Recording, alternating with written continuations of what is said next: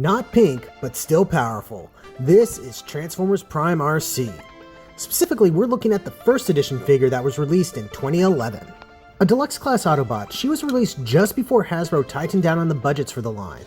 As such, she is a very complex and detailed figure. Her articulation is top-notch with only a few awkward bits with her shoulder wings. Her paint is also phenomenal, though the pink they use is very pale. Overall, her appearance is a very close match to the show model, something that was a bit of a rarity for toys of this era. I think the only thing that's off is the way her wings are done, as well as the general look of her backpack. That aside, it's like she stepped right off the screen. For accessories, she comes with a pair of arm blades. Sadly, they're only painted on one side, but their detail work is otherwise good. These can peg into her arms or onto the sides of her legs. This allows for an amazingly seamless way to store them while she's in robot mode and while she's in vehicle mode. Gotta love non-intrusive weapon storage. Transformation is where you can really feel the time period this is from.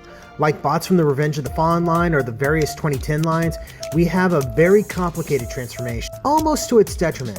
Don't get me wrong, it does a great job and with some interesting tricks, but the amount of work that has to be done makes it hard for me to want to transform this back and forth very much. Can't argue with the results though. Her alt mode is of an Earth sports bike and it looks amazing. It rolls nicely, and while it doesn't have a lot of paint to its name, what it does have looks nice. She also does a great job of hiding away most of her robot mode. I do suppose one could argue that she's a little wide for a bike, but that feels needlessly nitpicky. Oh, and let's not forget about the weapon storage that I mentioned before. Plus, there's a built-in kickstand here. Overall, this first edition figure is a first-class figure. Check it out if you can.